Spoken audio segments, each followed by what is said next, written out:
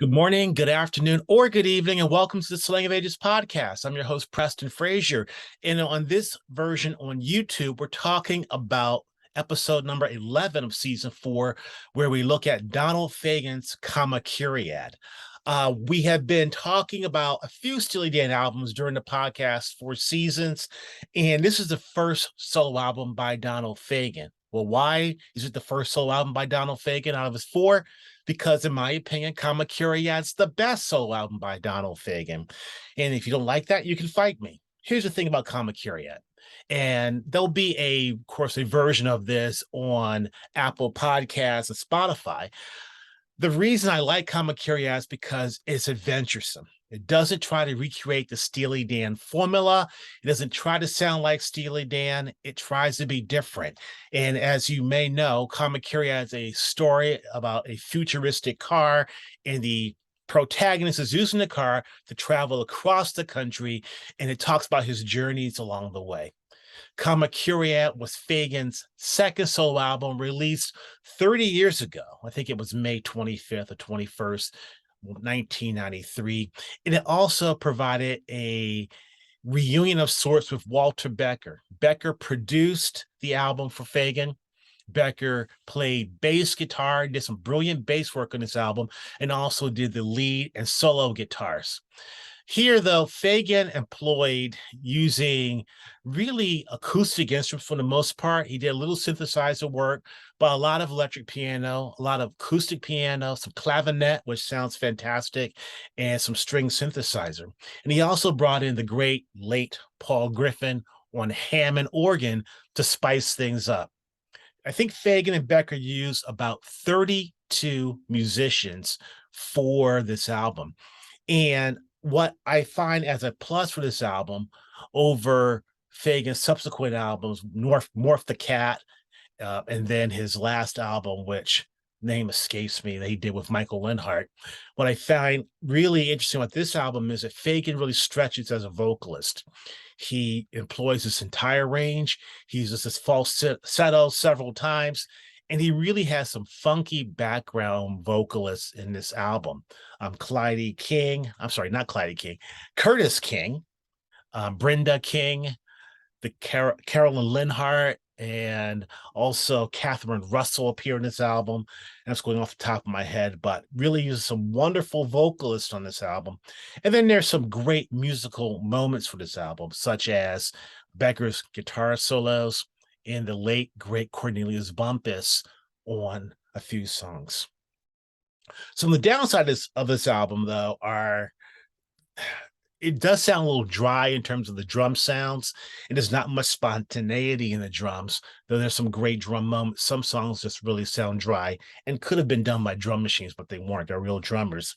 Also, the fake crowd noise on Tea House on the tracks, which is one of the better songs on the album, but is really distracted by the crowd noise, and it goes right through the trombone solo, which is used on the song. And then there's also a great song called Counter Moon, the second song on the album. It's very funky bass. The bass part by Becker is incredible, and the background vocals are really R&B call and response. But there is a tenor sax solo, which isn't a tenor sax solo. It's a synthesizer solo that Fagen played with using a pseudonym, but it doesn't sound like a really good solo. I wonder why he didn't want to use a real tenor sax player like Cornelius Bumpus, or even a synthesizer solo would sound like a synthesizer or a keyboard solo instead of using a fake synthesized tenor sax solo. Why is it better than The Night Fly? Again, the lyrics, the futuristic lyrics. There are no covers on this album. On the Night Fly, of course, you have a terrific cover and a rearrangement of the song Ruby Baby. Here, there are no covers at all on the album. And his last solo album, which is called Sunken Condos, has, in my mind, an abysmal cover of Out of the Ghetto. So some people like it. I think it's horrible. So Fagen was back writing again. He had taken some time off from writing because he had writer's block. Becker wrote one song with Fagen, which I think was really a gem and could have been on a Steely Dan album, or could have been on a Walter Becker album. That was the song, of course, Snowbound, where Walter does a wonderful solo. There was a great video and performance of the song Tomorrow's Girls, which also included a wonderful lead guitar solo by Walter Becker. And then you have the song Florida Room, which Fagen co-wrote with his wife, Libby Titus. And this is a song where Cornelius Bumpus gets to stretch on the tenor saxophone. And we talked a little bit about the song Tea House and the Tracks. Solo I was on that was beautiful. It was Birch Johnson who did the trombone solo. But again, that crowd noise thing kind of detracts from it. And then there's a song On the Dunes where Chris Parker, the great New York drummer, went out to Maui to Becker's studio and played this transformational drum part, great rim work, great tom-tom work, and then this really great breakdown at the end of the song in terms of almost a drum solo, but it really fit the song very well. 8 tracks on the album. All of them are wonderful. My favorites are probably Trans Island Skyway, which is the first track. With you start the journey with the Kamakiriad, the car, and it just has a great repetitive bass part by Becker. And then the next song I love, of course, is Counter Moon. We talked about the sax solo or the fake sax solo, but again, great R&B vocals, great call and response. Amy Helm, who was Levon Helm's daughter and his Fagen's stepdaughter, steps in to do a cameo vocal, which really is really transformational and funny and good. Then there's a song Springtime. Becker gets another solo there. This plods along, but interesting lyrics. We talked about Snowbound, which was written by Becker and Fagen. Wonderful song. The hit from the album Tomorrow's Girls, where there is a video to that, and again, beautiful.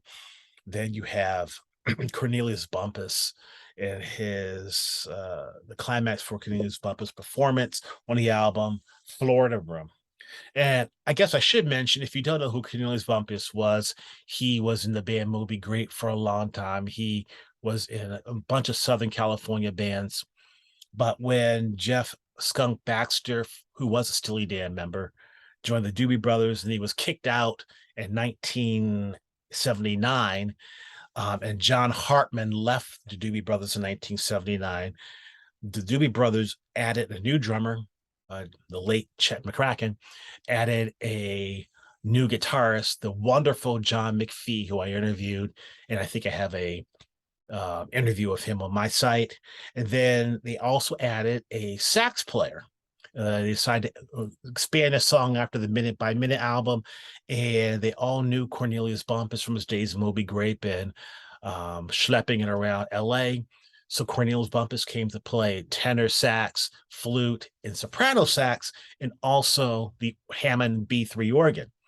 And after the Doobies broke up, Cornelius Bumpus continued the tour with Michael McDonald and was asked to join Steely Dan, and joined Steely Dan for, I think, 4 tours before his untimely death, February 3rd, 2004. He died flying on an airplane, a heart attack on an airplane flying from the New York area to LA. So, great musicians, interesting songs, great solos by Bumpus and Cornelius, by Walter Becker. We talked about Birch Johnson, humor, innovation, great recording, because the album was recorded by that string of engineers that Becker was using at the time, which included the chief engineer, Roger Nichols, who of course was a multi-Grammy winner. Of course, Nichols died of cancer a few years ago. Dave Russell, who also won some Grammys, and Wayne Jurgensen, who is a Grammy winner. Their engineering department, the engineering group, was stellar. Was mastered by Scott Hall in New York, and Fagen did all the horn arrangements and the rhythm arrangements, upping his game, stepping in for rhythm arrangements where before they may have had people like Larry Carlton or Dean Parks, or Rob Mounsley do them, and Fagen doing all the horn arrangements. So, conclusion, wonderful album. Fagen's best of his 4 solo albums. There is a rumor that he's working on a 5th solo album in 2023, which is why Steely Dan has not toured, because he's still working on the album. And I mean, you can't go wrong with any of the 4 Steely Dan, any of the 4 Fagen solo albums. I think Walter Becker's 2 solo albums eclipse Donald Fagen's albums in terms of the lyrics, but Fagen's albums are typically more lush and more arranged, and there's no mistaking that this is a Donald Fagen solo album. If you haven't listened to Kamakiriad in a while, check it out. I encourage you to check out the podcast too. This is episode 12 of season 4, and I'll go into more detail during the actual podcast. We have one more episode coming up, which will be a extra special guest. And actually, this is episode 11. I keep making that mistake because we have 12 episodes a season. This will be episode 11, number 44 in the series of the podcast. The last episode will have an extra special guest. I won't announce who that is. And we'll do an interview and talk about his work with his group and his solo career. But in the meantime, reach out to me via YouTube, or reach out to me at slangofages.com or slangofages@me.com. And we're getting ready for season 5, which will start in September. Thank you all who listen to this. Thank you for your feedback. Leave a review when you can and leave a thumbs up. And I'll talk to you soon. Take care.